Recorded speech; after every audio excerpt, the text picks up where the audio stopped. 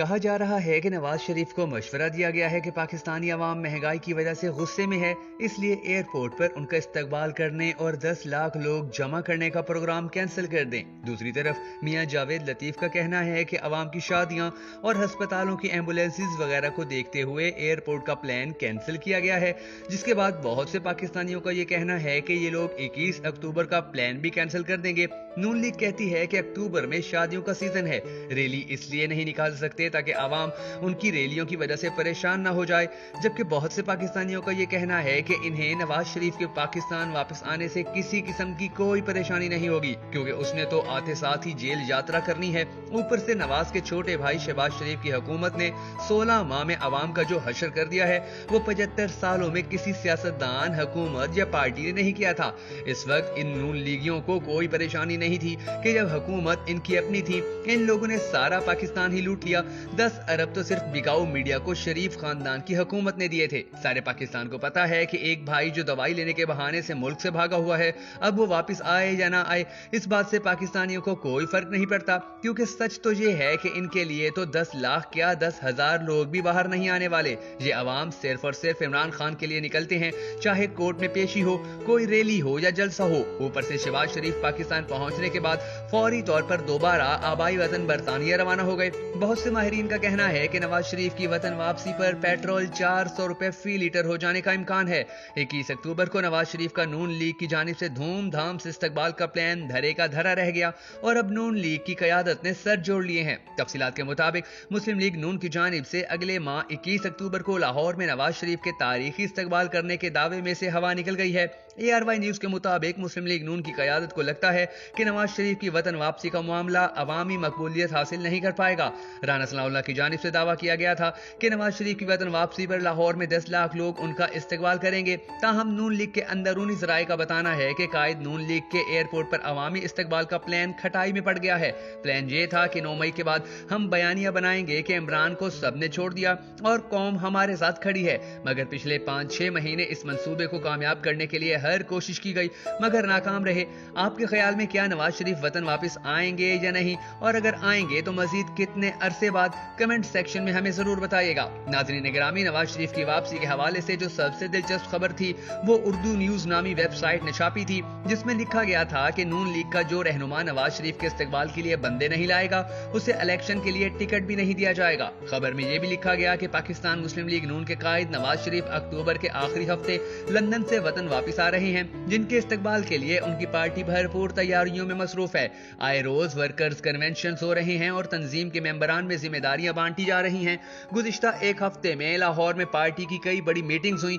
جن میں میڈیا کو رسائی نہیں دی گئی۔ اردو نیوز نے ان اجلاسوں میں شریک مسلم لیگ نون کے رہنماؤں سے گفتگو کر کے نواز شریف کے استقبال کے حوالے سے ہونے والی تیاریوں کے متعلق معلومات حاصل کی، اور ایک نون لیگی رہنما نے اپنا نام ظاہر نہ کرنے کی شرط پر بتایا کہ لاہور کے 2 اجلاسوں میں جو بات قابل ذکر ہے وہ مریم نواز اور حمزہ شہباز کی شرکت ہے۔ مسلم لیگ نون کے ایک اور رہنما نے بتایا کہ 180H ماڈل ٹاؤن میں ہونے والے اجلاس میں مریم نواز پہلے آئیں، جبکہ حمزہ شہباز کافی تاخیر سے آئے، تاہم ان کے داخلے پر شرکاء نے غیر معمولی نعروں سے ان کا استقبال کیا۔ ایسا استقبال مریم نواز کے لیے نہیں تھا۔ پھر فلیٹیز ہوٹل کی میٹنگ میں جہاں نواز شریف نے خود بھی خطاب کیا، اس اجلاس میں مریم نواز اور حمزہ شہباز اکٹھے حال میں داخل ہوئے، لیکن حمزہ شہباز کے لیے نعرے توانا آواز میں لگائے گئے۔ خیال رہے کہ ان اجلاسوں کے ہنگامے میں مریم نواز بھی بدھ کی رات لندن روانہ ہوئی، جبکہ پارٹی صدر شہباز شریف 1 مہینہ لندن گزارنے کے بعد پاکستان واپس پہنچے اور ٹکٹ رینیو کروا کر دوبارہ لندن یاترا کے لیے روانہ ہو گئے۔ عینی شاہدین کے مطابق نون لیگ کے پارٹی اجلاسوں میں سابق وزیر اعظم نواز شریف کی واپسی کے حوالے سے بہت کچھ طے کیا گیا ہے۔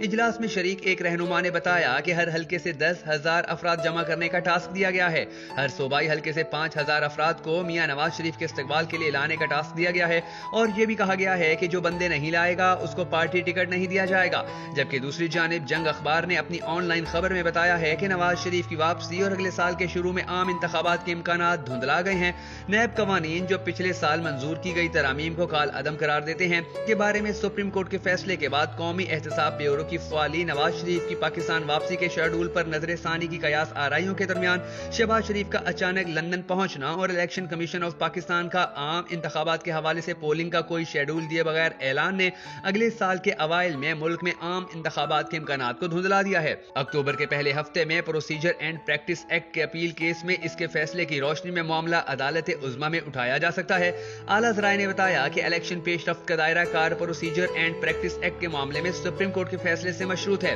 اگر عدالت عظمیٰ کے تمام فیصلے پارلیمنٹ سے ایکٹ کی منظوری کے بعد کیے گئے ہوں تو عام انتخابات اگلے سال جنوری کے آخر میں ممکن ہوں گے۔ ذرائع نے یاد دلایا کہ الیکشن کمیشن آف پاکستان کے مختصر اعلان کی کوئی قانونی اہمیت نہیں ہے کیونکہ یہ آئین اور انتخابات کے شیڈول کا حوالہ دیے بغیر کیا گیا ہے۔ یوں لگتا ہے کہ ہمارے ملک کا صرف ایک ہی مسئلہ ہے جو سابق وزیر اعظم اور مسلم لیگ نون کے تاحیات رہبر نواز شریف کی بیماری اور واپسی کے گرد گھومتا ہے۔ IMF کی کڑی شرائط سے جان چھڑوانا یا مہنگائی سے چھٹکارا حاصل کرنا ہو، FATF کی جانب سے گرے لسٹ میں دوبارہ ڈالے جانے کا خطرہ ہو یا پاکستان میں خودکشی کے بڑھتے واقعات، ان سب مسائل سے ہماری اپوزیشن اور حکومتی بینچوں پر بیٹھے سیاستدانوں کو کچھ سروکار نہیں۔ نواز شریف جیل میں تھے تو شریف فیملی سمیت تمام لیگی رہنماؤں کی زبان پر ایک ہی مطالبہ تھا کہ نواز شریف کو رہا کیا جائے تاکہ وہ اپنی مرضی کے ڈاکٹر سے علاج کرا سکیں۔ ان دنوں یہ بھی کہا جا رہا تھا کہ انہیں بعض پیچیدہ اور خطرناک بیماریاں لاحق ہیں، ان کا علاج غیر ملکی پرانے ڈاکٹر کے سوا کوئی دوسرا نہیں کر سکتا۔ اس کی وجہ یہ ہے کہ یہاں کے ڈاکٹر ایک بیماری کا علاج کرتے ہیں تو دوسری بے قابو ہو جاتی ہے۔ سب سے جدید اور تشویشناک بیماری کا نام پلیٹلیٹس میں کمی و بیشی بتایا گیا تھا، جن کی تعداد اتنی کم ہو چکی تھی کہ کسی وقت بھی جان لیوا ثابت ہو سکتی تھی۔ پھر یہ معاملہ عدالت جا پہنچا اور حکومت نے انسانی ہمدردی کی بنیاد پر ایک غیر معمولی سزا یافتہ قیدی کے لیے ایک غیر معمولی قانونی راستہ نکالا اور اس کے نتیجے میں نہ صرف وہ لندن چلے گئے بلکہ ان کے ضامن نیب کو متعدد مقامات میں مطلوب شہباز شریف بھی ان کے ہمراہ لندن پہنچ گئے۔ بیرون ملک گئے ہوئے دونوں بھائیوں کو 4 ماہ گزر چکے تھے مگر ان کی واپسی کے کوئی آثار نہیں تھا، اور زیادہ حیرت کی بات یہ ہے کہ اس دوران وہ ایک دن کے لیے بھی کسی بھی ہسپتال میں داخل نہیں ہوئے بلکہ اس دوران وہ اپنے گھر پر ہی مقیم رہے۔ اس کے علاوہ عدالتی حکم کے باوجود انہوں نے اپنی 15 روزہ تازہ ترین میڈیکل رپورٹ بھی باقاعدگی سے نہیں بھیجی۔ حکومت کی یاددہانی کے بعد جو رپورٹ بھیجی گئی حکومتی ذرائع کے مطابق وہ پرانی ہیں اور ان میں سے ایسی کوئی تشویشناک بات شامل نہیں جس سے یہ ثابت ہو رہا ہو کہ نواز شریف کا بیرون ملک قیام ان کے علاج کے لیے انتہائی ضروری ہے۔ چنانچہ اس وقت کے وزیر اعظم کے معاون خصوصی برائے اطلاعات فردوس عاشق عوان نے اگلے روز میڈیا کو بتایا کہ وفاق کی جانب سے برطانیہ کو خط لکھا جائے گا تاکہ انہیں ڈی پورٹ کروایا جائے۔ اس کے جواب میں مسلم لیگ نون کے سیکرٹری جنرل احسن اقبال نے جواب دیا تھا کہ جیسے ہی نواز شریف نے واپسی کا اعلان کیا حکومت کے ہاتھ پاؤں پھول جائیں گے۔ انہوں نے یہ دعویٰ بھی کیا کہ نون لیگ کے دور میں پاکستان سرمایہ کاری کے لیے مقناطیس تھا مگر آج وزیر اعظم ہاتھ میں کشکول پکڑ کر بھکاری بنے بیٹھے ہیں اور عوام کو خودکشیوں پر مجبور کر رہے ہیں۔ چنانچہ ایک بار پھر میڈیا کا زیادہ وقت اسی بحث کی نظر ہو جائے گا کہ سابق وزیر اعظم نواز شریف کو پاکستان لانا ملک کی سلامتی اور عوام کی ترقی و خوشحالی کے لیے اہم ہے یا ان کا لندن میں قیام زیادہ مفید ہے۔ اس دوران حکومت یہ دلیل پیش کرتی رہے گی کہ قانون کی حکمرانی کے لیے سابق وزیر اعظم کی واپسی بے حد ضروری ہے۔ یہ بھی کہا جائے گا کہ ایسی سہولت ملک میں کسی دوسرے سزا یافتہ قیدی کو حاصل نہیں۔ اس کے علاوہ حکومت یہ بھی کہے گی کہ ان کے باہر رہنے سے عام آدمی کو یہ پیغام ملتا ہے کہ ملک میں 2 قانون رائج ہیں، ایک مراعات یافتہ طبقے کے لیے ہے، دوسرا عام آدمی کے لیے۔ اس میں شک نہیں کہ عملی طور پر یہی نظر آتا ہے، بلکہ زیادہ سچ یہ ہے کہ مراعات یافتہ طبقے میں بھی حکومت کا ساتھ دینے والوں کے لیے ایک قانون ہے اور اپوزیشن میں بیٹھنے والوں کے لیے دوسرا قانون ہے۔ نیب کی کارکردگی کے حوالے سے کی جانے والی بحث میں پہلا سوال اسی 2 رنگی پر اٹھایا جاتا ہے۔